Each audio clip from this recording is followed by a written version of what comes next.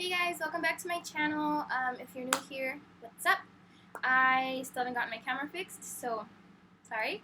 I kind of renamed my channel to my regular internet handle, and I think I'm going to stick with that for now going forward, so it's a little easier to find me, which is going to be now Caro Kick. I wanted to make this video because I actually recently got published for the first time, and I finally got my copy of the issue. Because of COVID, they were a little delayed, so it was supposed to come out in July, and I was able to pick them up last weekend, and I have just been taking the time to kind of read some of the work by the other writers, and I had pre-ordered a box for myself, and I've been selling signed copies to friends and family and different people who've supported me. If you follow me on Instagram, then you've probably seen posts. And so I just wanted to get this video up just so I could do a little promo, because they are having a pop-up tomorrow at a local coffee shop if you are in the South Central area. I'll link it below. And I kind of wanted to read a little bit for you and kind of explain to you who this literary journal is, what they're about, their message, and everything that they're kind of doing for the community. So they're called Dryland. You can look them up, drylandla.org. And this is their 10th issue. They've been around for 5 years, since 2015. They're published by Ponte las Pilas Press. The masthead and founding editor-in-chief and book designer is Viva Padilla. And if you actually look up Ponte las Pilas Press, they are doing workshops through Zoom with Mateo. Pórtate bien. They're doing workshops through Zoom for new writers, or even if you just need someone to look through your work and edit it, they're one-on-one, and you can book those through the calendar. Papo, pórtate bien. I wanted to read an excerpt from the editor's note that I really liked. She explains what her inspiration was for coming up with Dryland in the first place, and what they're doing and everything. And in this literary journal, you're going to find poems, you're going to find short fiction, nonfiction, there's some art and lit interviews, and there's some art in the pages as well. And here's my name, page 72, Caro. So, I'm super excited. I have never been published before. The majority of the book is in English, but there's, including mine, there's a few others that are in Spanish, but I'd say it's about 95-97% English. This one's in Spanish. So yeah, let me read to you this little paragraph from the editor's note. A literary journal is a place for questions, a place where art can find you, where a personal narrative can be claimed and celebrated, shared and enjoyed by anyone who resonates with it. Literary journals should not be an unusual thing in our culture here in the U.S. They should not be saved for MFA programs and orgs with grant writers backing it. They need to be in the hands of the people. Art comes to life within a soul that's ready to receive it. South Central and communities like it are and have been ready for it. So one of the reasons that I had submitted to Dryland in the first place is it is local to LA, and I might not be an LA local, but I have lived here almost, actually 10 years now, since coming here for uni and staying, and the community that I've found and built while I've been here. So it's also founded by a Chicanx female writer, and they only will showcase people of color for their contributors and their writers, their artists, as well as anyone who's part of the LGBTQ plus community. And I feel like that's so important, especially when it's so hard to get our voices heard. It's, you know, there's so many literary journals where, you know, if you're not in college, if you're not an established writer, if you're a person of color, you're not gonna get shown. And to be able to get my first published poem in a journal where it's just all our community, and that just to me is one of the most incredible things. You know, it really has fueled me to keep going. The support that I've received has really fueled me to keep going. Let me see. I'm going to read to you guys. Here's one.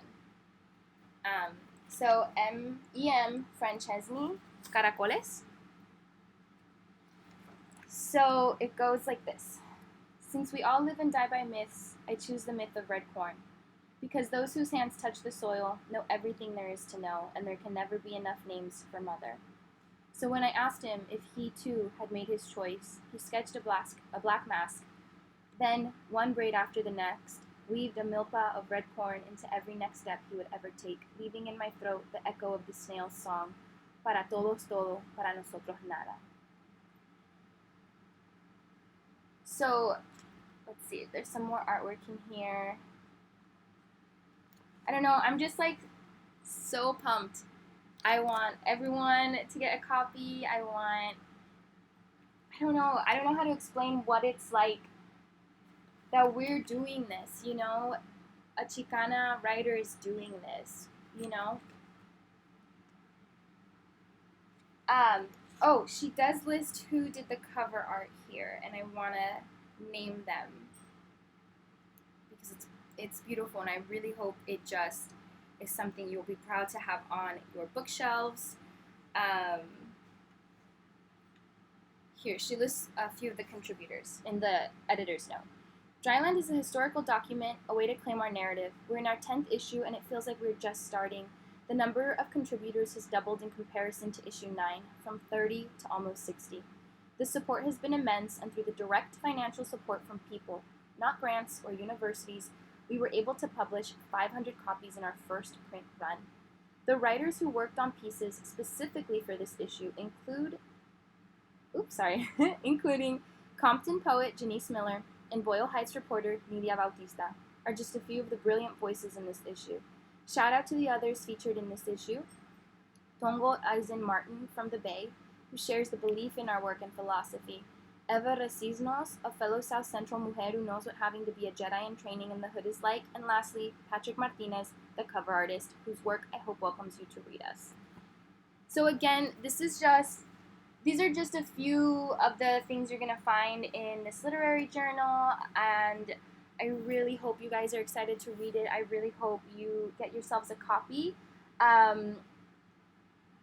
You know, like, to be able to have my name and my writing, and it's actually a rather short poem.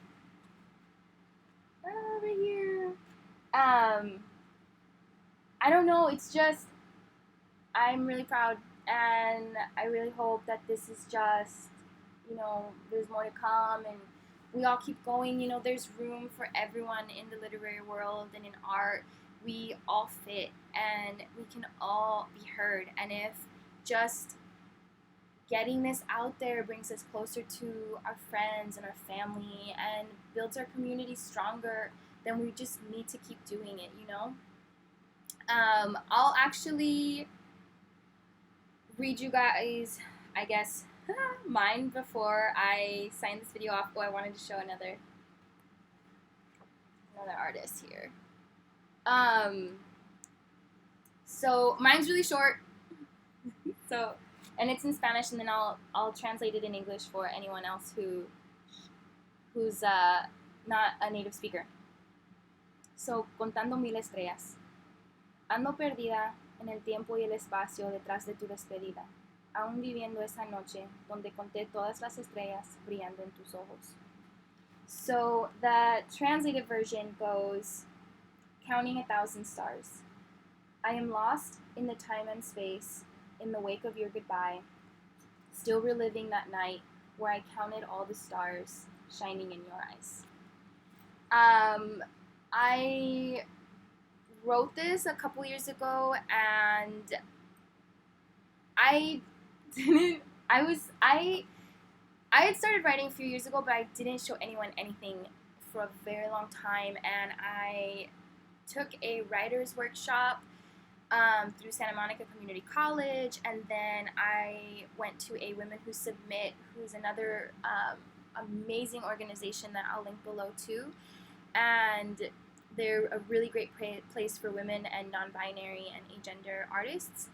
And they did a workshop as well in regards to submitting and how to get your work out there and how to get your work read by publishers and literary journals and, you know, even online websites and zines, all of it. So they go through your work with you. You have people who do one-on-one advice, you have classes, etc., etc. So anyway, I finally just took the plunge and started submitting my work.